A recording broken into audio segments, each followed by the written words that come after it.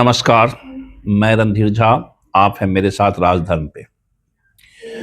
आज की बहस में, जनता की बहस कार्यक्रम में, भारत देश में विपक्षों ने जिस जेफरी एप्स्टीन के फाइल पर पूरा हैतोबा मचा रखा है, पूरे देश को सर पे उठा रखा है, क्या इस एप्स्टीन फाइल पे, क्या हमारे देश में इस पे बहस होनी चाहिए?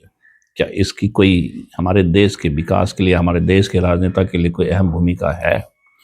इस सारी बातों पे हम लोग बहस करेंगे, क्योंकि एप्स्टीन फाइल जो आपको डिस्क्लोज हुआ है, ये अमेरिका से, अमेरिका का ही ये जेफरी एप्स्टीन जो है एक हथियार है, जो विश्व को अपने मुट्ठी में करने का एक जो है सेक्स नाम का हथियार इस्तेमाल किया है। अगर थोड़ा सा आप गहराई में जाएं तो एप्स्टीन का फाइल में जो भी नाम आया है, उसमें भारत का नाम आज से ही नहीं आ रहा है। लगभग 90 के दशक से ही एप्स्टीन का पकड़ भारत पर दिख रहा है। भले वहाँ तक हमारे मीडिया कर्मी का, हमारे जर्नलिस्ट का, या हमारे बहुत सारे जो विश्लेषक हैं उसका ध्यान नहीं जा रहा है। 1990 यानी 90 के दशक में अगर आप देखेंगे तो भारत में एक फिल्म आई थी, कामसूत्रा के नाम से फेमस हुई थी, और उस फिल्म को फाइनेंस करने वाला, जबकि कामसूत्रा फिल्म जो था भारत संस्कृति और सभ्यता से जस्ट विरुद्ध था, क्योंकि भारत में इस तरह की बातें जो है हम लोग पूरे खुलेआम नहीं कर सकते हैं, क्योंकि हमारे यहाँ कुछ दायरा है, कुछ लिमिटेशंस है, जो हम परिवार में इस तरह के एक्सपोज वाले सीन को नहीं देख सकते हैं।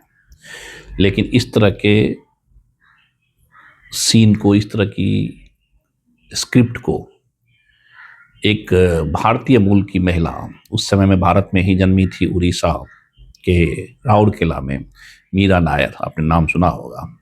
मीरा नायर जो है वो उड़ीसा राउरकेला में उनका जन्म हुआ था। उनके पिताजी जो था उस समय बहुत बड़े रसूखदार थे, प्रशासनिक पदाधिकारी हुआ करते थे, और उनकी मम्मी जो थी, उनके पिताजी के रसूख पर, यानी उसके प्रशासनिक IAS ऑफिसर होने के नाते उनको रेड क्रॉस में समाज सेवी किया। रेड क्रॉस में नौकरी की तरह से का नौकरी था।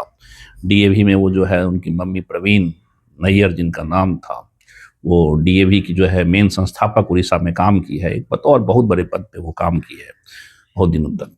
तो मीरा नायर वहाँ से उठ करके जो है शिमला के एक स्कूल में, कॉन्वेंट स्कूल में पढ़ती है, और उसके बाद वो जो है दिल्ली के मिरांडा हाउस में समाज शास्त्र से अपना MA करती है। उसके बाद PhD करने के लिए जो हार्वर्ड यूनिवर्सिटी अमेरिका चली जाती है स्कॉलरशिप के आधार पर, और फिर जब वहाँ से वापस आती है तो कुछ फिल्म की टेक्निकल बातों को जो है उसने सीख करके वहाँ से आई। लेकिन उसके सीखने के बाद उन्होंने पूरे विश्व में भारत को ही अपना कर्मभूमि माना, स्थान माना। उसके पीछे कोई भी देश हित की बात नहीं थी, क्योंकि उसके फिल्म का जो फिल्मांकन हुआ है, उसकी अगर कहानी पे, स्क्रिप्ट पे जाएंगे, उनका मकसद सिर्फ इतना ही था कि भारत में जो है कामुकता को और भारत के गरीबी को पश्चिमी देशों के बीच में जो है सो उसको बेचने के लिए यहाँ पे फिल्मांकन किया जाता था। और इसका ये नतीजा हुआ कि उनका जो एक बहुत ही विवादास्पद फिल्म रही है, जो भारतीय संस्कृति सभ्यता में फिट नहीं बैठता था, तो जबकि मीरा नायर का कहना था कि मैं रियलिस्टिक को बड़ा बोल्ड से दिखाना चाहता हूँ, लेकिन ऐसी बात नहीं थी। उनके पीछे उनका हिडन मकसद था, एजेंडा था। एजेंडा ये था कि हम भारत के गरीबी को और भारत में महिलाओं की कामुकता को जो है हम वहाँ पे पश्चिमी देशों के बीच में बाजार में बेचें। और इसी क्रम में उन्होंने 3-4 फिल्म जो बनाई, उसमें वही 3-4 फिल्म के अगर सारे परिप्रेक्ष्य को आप देखेंगे तो सब जगह घूम करके एक ही बात आ रही थी कि वो हमेशा भारत के हर फिल्म में भारत के महिलाओं के जो कामुकता वाली सीन होती है, और कहने का मतलब गरीबी जो है उसको भरपूर बोल्ड की तरह दिखाई है, दिखाने का प्रयास किया है।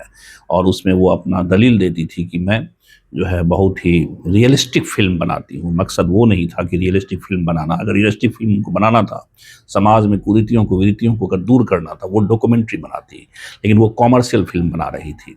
मकसद साफ था कि पश्चिमी देशों के बीच में ऐसी जो है अश्लील फिल्म को बेचा जाए, और बेचा भी गया। जबकि भारत में इनकी कामसूत्रा को बैन कर दिया गया था भारत की परिस्थिति को देखते हुए, लेकिन बैन होने के बावजूद भी इन्होंने पश्चिमी देशों में इस फिल्म को बहुत बिका, और $30 बिलियन से भी अधिक रुपया उसने कमाई। उस फ़िल्म से। आज तक ये फ़िल्म हमारे भारत में बैंड है, होना भी चाहिए, क्योंकि उस फ़िल्म में उन्होंने रियलिस्टिक के नाम पर जो है कुछ अश्लील बातें परोसने की प्रयास की। तो इनका जो है एप्स्टीन के तरफ जुड़ाव यहाँ से शुरू होता है 1990 में। उसके बाद मीरा नायर जो है वो आपको वैसे तो आप देखेंगे विकिपीडिया में आपको कई जगह नाम आता है कि मीरा नायर ने कई शादियों के पक्ष में था। तो पहला शादी उनका जो हुआ था वो माइक एप्स्टन से हुआ था। माइक एप्स्टन जो है पहली शादी उनकी हुई थी। तो माइक एप्स्टन की अगर देखें तो एप्स्टन भी यहूदी परिवार से था और जेफरी एप्स्टन भी यहूदी। ये हो सकता है एक इत्तिफाक हो, लेकिन हो सकता है सोची समझी रणनीति भी हो पहले से कि हमें पश्चिमी सभ्यता के फाइनेंसर से अपने फिल्मों पे पैसा लिया है। तो इन सारी बातों को अगर ध्यान में देंगे तो आपको नजर आएगा कि मीरा नायर का बड़ा सोची समझी रणनीति था कि अपने आप को पूरा विश्व में जो है अश्लीलता परोसते हुए, जिसका उस समय में डिमांड हुआ करता था, वो हम विश्व में जो है भारत की गरीबी और भारत की जो है कामुकता को जो है एक बाजार के रूप में वो पश्चिमी देशों में बेचने लगी। जिस सिलसिले में कामसूत्रा, सलाम बॉम्बे, इस तरह के फिल्म को उन्होंने बनाया, और सभी फिल्म में एक ही बात आती थी, bold scene, bold scene, bold scene. सभी फिल्म में उन्होंने महिलाओं के साथ जो है समझिए एक वस्तु के तरह व्यवहार किया है कि महिला एक वस्तु होती है जिसमें हम उसके साथ जो है सिर्फ कामुकता के रूप में ही उसका इस्तेमाल किया गया है, जबकि ऐसे भारतीय संस्कृति में नहीं होती है। भारतीय संस्कृति में महिला को जो है बहुत ऊंचा दर्जा दिया गया है, उन्हें देवी का रूप भी दिया गया है। प्रकृति का अलग नियम है कि वो सृष्टि के निर्माण कारक भी होती हैं, लेकिन भारतीय संस्कृति में महिला का बहुत ऊंचा स्थान है, विश्व में कहीं भी नहीं है। तो इस तरह की बातें उन्होंने की, और 1990 के बाद 2008 में आकर के, या 1990 से ही उनके कामसूत्रा फिल्म पे जो है सब विदेशी फंड लगा हुआ था, विदेशी फंड। और आप समझ सकते हैं कि एप्स्टीन जो है वो फाइनेंसर था। वो ऐसे ऐसे जगह पे ऐसे ऐसे फिल्म मेकर को फाइनेंस भी करवाता था, मुहैया करवाता था लोगों से जोड़ करके। तो ये एक शंका जाहिर हो सकता है कि क्या मीरा नायर ने अपने ऐसे फिल्मों के लिए जो भारत में इनको फाइनेंसर नहीं मिल रहा था, उन फिल्मों को जो भारत के गरीबी और कामुकता को बेचने वाला फिल्म था पश्चिमी देशों के बीच में, उन फिल्मों के लिए फाइनेंसर ढूंढ रही थी। और उस वक्त में 1982 से लेकर के 2008 तक जो है जेफरी एप्स्टन का जो है सो आपको एक जेफ एप्स्टन एंड कंपनी जो है एक फाइनेंस कंपनी सेटअप किया था, जिसका मकसद ये हुआ करता था बड़े बड़े लोगों से पैसे लेकर के ऐसे ऐसे लोगों को पैसे इन्वेस्ट करना, और इसके बदले में वो इस तरह के जो होते हैं फिल्म इंडस्ट्रीज में जो काम करते हैं, हॉलीवुड से बॉलीवुड तक या मॉडलिंग के वर्ल्ड में जो काम करते हैं, उनसे ये एश्योरेंस लेता था कि आपके यहाँ जो भी लड़की, नाबालिग लड़कियों का जो है सो वहाँ पे जो भी आप स्क्रीनिंग टेस्ट लेंगे अपने फिल्म के लिए, अपने डॉक्यूमेंट्री के लिए, अपने मॉडलिंग के लिए, उनको जो है मेरा जो पीए है, रिप्रेजेंटेटिव, वही वो सेलेक्ट करेगी उन लड़कियों को। जिसमें कि ग्लेन मैक्सवेल नाम की लड़की थी जो सहकर्मी हुआ करता था एप्स्टीन के उस अंधेरिन साम्राज्य का जो है सबसे बड़ा सहकर्मी वही थी, और वही जो है नाबालिग बच्चियों का जो है रिक्रूटमेंट करती थी, उसी को जो है वो लाती थी बहला फुसला करके कि भाई तुमको मॉडलिंग में जगह मिल जाएगा, तुम्हारा कैरियर हम फिल्म में कर देंगे।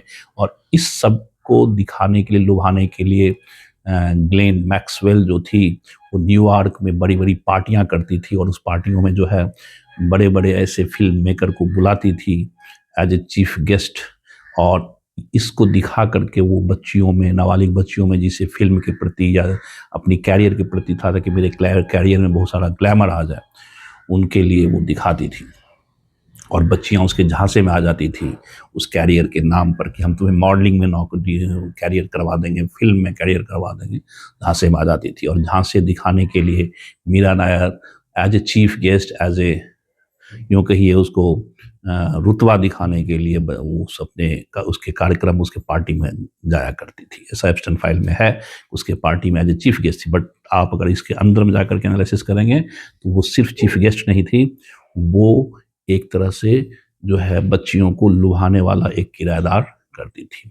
और उसी का फेस दिखा दिखा करके, ऐसे ऐसे मॉडलिंग इंडस्ट्रीज का फेस दिखा दिखा करके ग्लेन मैक्सवेल जो थी एक सहकर्मी एप्स्टीन का, वो नाबालिग बच्चियों को जो है ट्रैफिकिंग किया करता था। तो इसको आप क्लियर ऐसे समझ जाइए। इसलिए मीरा नायर को बहुत ज़्यादा आप इनोसेंट नहीं समझ सकती हैं। उनका कुछ हिडन एजेंडा था जो उसके पूरे फिल्म में क्लियर सामने आता है, जो भी फिल्म बनाई है उन्होंने। तो ये सारी बातें देखिए इस बातों को। तो यहाँ से हम लोग फिर स्टार्ट करते हैं। तो ये जो अभी कांग्रेस है तौबा मचा रहा है कि नहीं ये मोदी बीजेपी मोदी जी के राज्य में या बीजेपी के राज्य में ऐसी बातें आई कि एप्स्टीन से कनेक्शन था, ये पूरा निराधार है। ये पहले से ही कनेक्शन था। इसीलिए मीरा नायर जैसे भारतीय संस्कृति के विरुद्ध काम करने वाली, फिल्म बेचने वाली पश्चिमी देशों के बीच में उसको 2012 में जो है सो पद्म विभूषण अवार्ड से सम्मानित किया गया था, और वो भी प्रतिभा पाटिल राष्ट्रपति जी होने के समय में ही। तो आप समझ सकते हैं कि एप्स्टीन के सहकर्मी को या एप्स्टीन के साम्राज्य को, काले साम्राज्य को, जो एक बड़ा विशाल बरगद बनाने में जो ऐसे ऐसे विश्व के सफ़ेद पोश महिलाओं का हाथ था, उस महिलाओं को अवार्ड देने का काम या बड़े बड़े सम्मान देने का काम जो है 2012 में ऑलरेडी कांग्रेस के राज्य में किया जा चुका था। तो इसमें आप ये नहीं कर सकते हैं कि अकेले जो है बीजेपी के ही या मोदी के राज के ही मंत्री या बिजनेसमैन एप्स्टीन के साम्राज्य से जुड़ा हुआ था, उससे पहले से ही जुड़ा हुआ था। तो ये अच्छा, मीरा नायर की फिल्म में अगर आप देखेंगे, जितना भी फिल्म बनाई है, जैसे मान लीजिए एक क्या कहते हैं वेडिंग सीजन कुछ था, वो पंजाबी वेडिंग सीजन वो था। उसके बाद देखिए सलाम बॉम्बे था। उसके बाद देखिए कामसूत्रा था। सभी फिल्म में एक बड़ा इंपॉर्टेंट टर्म है जिसको कहते हैं एक्सोटिज्म। एक्सोटिज्म नई पीढ़ी को यह समझने की जरूरत है कि हर वो चीज जो कला के नाम पर दिखाई जा रही है वह समाज सुधार नहीं है। कई बार वह केवल मार्केटेबल कंटेंट होता है, बिकने लायक कंटेंट होता है, जिसे पश्चिमी बाजारों के लिए तैयार किया गया है। आपकी सोच यह स्पष्ट करती है कि अब समय आ गया है कि दर्शक को केवल उपभोक्ता बने नहीं रहना है। आपको जो मार्केटेबल कंटेंट आपको परोस रहा है उसके हिडन एजेंडा को भी समझना है। और वो कब आप समझेंगे? जब उस फिल्म के या उस चीज़ के बिजनेस को देखेंगे। जैसे एक हम सिंपल सा बात देते हैं, जैसे आपने देखा होगा कि 3 इडियट फिल्म आया था। उस फिल्म ने बहुत अच्छा बिजनेस किया और यंगस्टर के बीच में उसका बहुत ज़्यादा बड़ाई हुआ, बहुत ज़्यादा उसका जो है सो आपको पॉजिटिव फैक्ट सामने आया कि देखिए ये बच्चों के कैरियर के लिए आमिर खान जी ने इतना अच्छा फिल्म बनाया। लेकिन अगर आप थोड़ा सा गौर करेंगे तो इंटरटेनमेंट के नाम पर उस फिल्म में जाने अनजाने में चुपके से एक गलत मैसेज दे दिया, और वो गलत मैसेज ज़्यादा फ्लोरिश हुआ इंडिया में। क्या कि 3 बच्चे था, तीनों 3 इडियट है, और तीनों क्या करता है, छत पे जाकर के कॉलेज कैंपस में बियर पी करके कॉलेज क्लासरूम में पढ़ाई करता है। अब देखिए, अब बच्चों में इंजीनियरिंग कॉलेज में या जो भी कॉलेजेस हैं उसमें एक फैशन बन गया। अगर हम भी बियर पी करके कॉलेज जाएंगे, क्लासरूम जाएंगे, तो हम भी रेंचोदास वैज्ञानिक बन जाएंगे।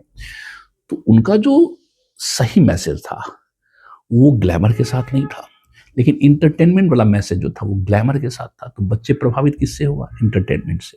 तो अब बताइए, 3 इडियट फिल्म से क्या भारतीय एजुकेशन में भारतीय छात्रों को फायदा हुआ कि नुकसान हुआ? आप देखेंगे अगर उसके परिणाम पे, रिजल्ट पे, जो अभी 10 साल में आपको दिखाई पड़ रहा है, उसका भयंकर नुकसान हुआ कि अब हर बच्चे कॉलेज कैंपस में या कॉलेज के बाहर या अपने छात्र जीवन में इंटरटेनमेंट को 100% मान्यता दे दिया है। और बियर पीना, सिगरेट पीना, ये इस तरह की बातें, गलत हरकतें करना, वो अपने आप को ये समझता है कि मैं आमिर खान बन रहा हूँ, मैं सलमान खान बन रहा हूँ, मैं शाहरुख खान बन रहा हूँ। तो ये भी जिम्मेदारी फिल्म मेकर पे जाती है कि जब आप अच्छे मैसेज को बिना पॉलिश किए हुए दिखाते हैं, रॉ मटेरियल में, जो नॉन इंटरटेनिंग हो जाए, और बुरे मैसेज को आप जो है, बुरे कामों को जो समाज में संक्रमण का रूप लेगा, उसको आप पॉलिश करके दिखाते हैं, तो उससे भी आपको, तो आप अच्छे कंटेंट को भी पॉलिश करके दिखाए, उस पर रिसर्च कीजिए ताकि बच्चे उसके प्रति अट्रैक्ट हो। तो 3 इडियट की सबसे बड़ी कमी यही थी इस फिल्म में। उसी तरह से मीरा नायर के सभी फिल्म में इस तरह की कमियां आपको झलक में आ जाएगा। अच्छा, एप्स्टन की इस फाइल में अभी हमने मीरा नायर का डिकोडिंग किया है। अभी इतना ही आपको छोड़े जा रहे हैं। अच्छे से रहिए, अपना ख्याल रखिए। अब दूसरे एपिसोड में जो है अनिल अंबानी और हरदीप सिंह का भी डिकोडिंग किया जाएगा। इंतज़ार कीजिए। थैंक यू, अच्छे से रहिए।